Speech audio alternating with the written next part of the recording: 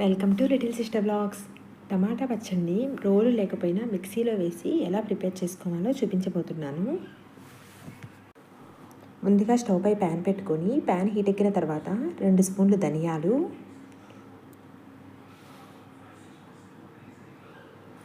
అలానే 1 table spoon జీలకర్ర, కరెక్ట్గా ఇలా 1 చిటికెడు మెంతులు, 1 స్పూన్ ఆవాలు, వీటన్నింటినీ కొద్దిగా కలర్ చేంజ్ అయ్యే వరకు ఫ్రై చేసుకోవాలి. ప్యాన్లో ఆయిల్ వేయాల్సిన అవసరం లేదు. ఆయిల్ వేయకుండానే ఇలా డైరెక్ట్గా వీటిని వేసుకొని ఫ్రై చేసుకోవాలి. ఈ విధంగా కలర్ చేంజ్ అయ్యే వరకు వేపుకున్న తర్వాత వీటిని వేరే బౌల్లోకి తీసుకోవాలి. వీటిని వేపుకునేటప్పుడు ఫ్లేమ్ అనేది సిమ్లో ఉండేలా చూసుకోవాలి.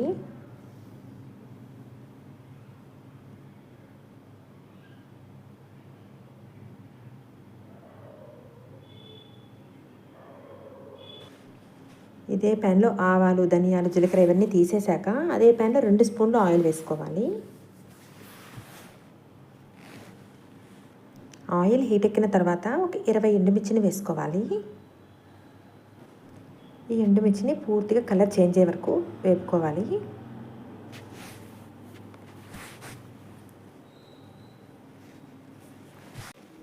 ఎండుమిర్చి అనేది ఈ విధంగా కలర్ చేంజ్ అయ్యే వరకు వేపుకున్న తర్వాత వీటిని కూడా వేరే బౌల్లోకి తీసుకోవాలి. ఏ బౌల్లోకి అయితే ఆవాలు, ధనియాలు, జీలకర్ర, మెంతులు వీటన్నింటినీ తీసుకున్నాము అదే బౌల్లోకి ఎండుమిర్చిని కూడా తీసేసుకోవాలి. అదే ప్యాన్లో 6 మీడియం సైజ్ టమాటాలను ఈ విధంగా కట్ చేసి వేసుకోవాలి.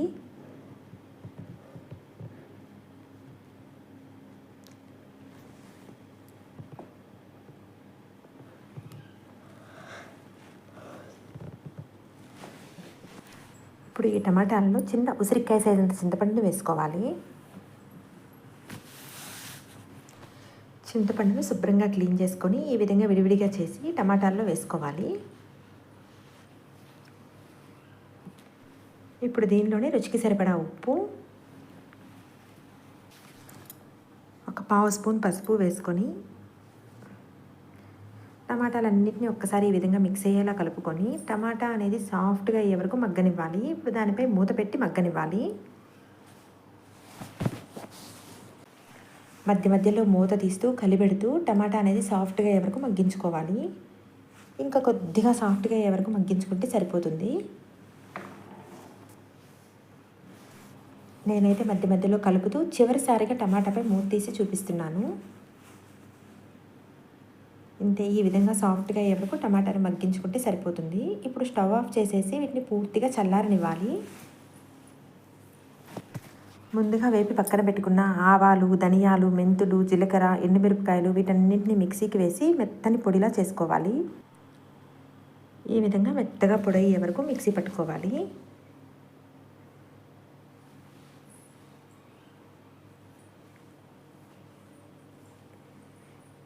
ఇప్పుడు దీనిలోనే మనం ముందుగా మగ్గించి పక్కన పెట్టుకున్న టమాటా ముక్కలను వేసుకోవాలి.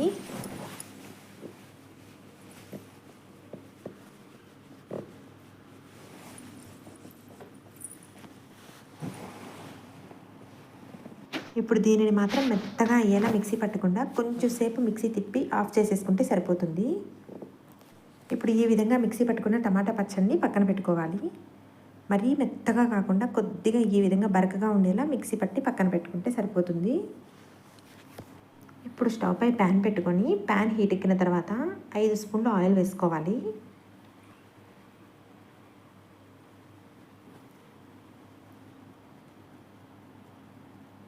ఆయిల్ హీట్ ఎక్కిన తర్వాత కొద్దిగా ఆవాలు, అలానే 1 స్పూన్ పచ్చెనగపప్పు, 1 స్పూన్ మినప్పప్పు వేసుకోవాలి. ఈ పోపు దినుసులన్నింటినీ కొద్దిగా కలర్ చేంజ్ అయ్యే వరకు వేపుకోవాలి.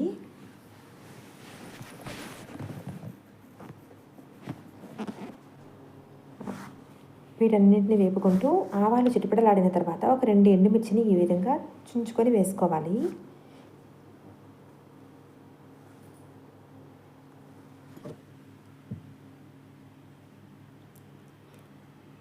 అలానే ఒక 4-5 వెల్లుల్లిని ఈ విధంగా కచ్చాపచ్చాగా నలగొట్టి వేసుకోవాలి.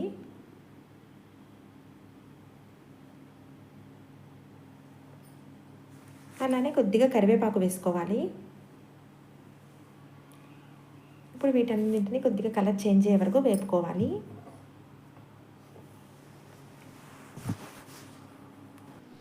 పోపు అనేది ఈ విధంగా కలర్ చేంజ్ అయ్యే వరకు వేపుకున్న తర్వాత దీంట్లో కొద్దిగా ఇంగువ పొడిని వేసుకోవాలి. ఇప్పుడు వీటన్నింటినీ ఒక 2 నిమిషాల పాటు అలా వేపుకోవాలి. ఇంగువ పొడి ఫ్లేవర్ అనేది టమాటా చట్నీకి చాలా బాగుంటుంది.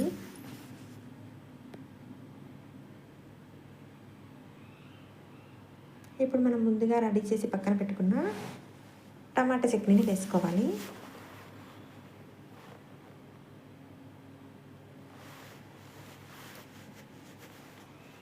ఇప్పుడు దీనంతటిని మిక్స్ అయ్యేలా ఈ విధంగా ఒకసారి కలుపుకోవాలి.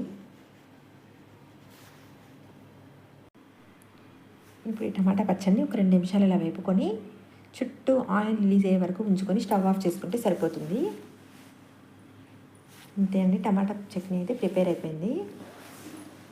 ఇది రైస్, అలానే దోశ, ఇడ్లీ వాటిలో కూడా చాలా బాగుంటుంది. మీరు కూడా ఈ విధంగా ఒక్కసారి ట్రై చేయండి. ఈ టైంలో కనుక మనకి ఉప్పు కారం తక్కువ అనిపిస్తే కొద్దిగా ఉప్పు వేసుకోవచ్చు. కారం కూడా తక్కువ అనిపిస్తే కొంచెం కారప్పొడి వేసుకొని ఒక 5 నిమిషాల పాటు అలా స్టవ్ మీద ఉంచుకొని ఆఫ్ చేసుకుంటే సరిపోతుంది.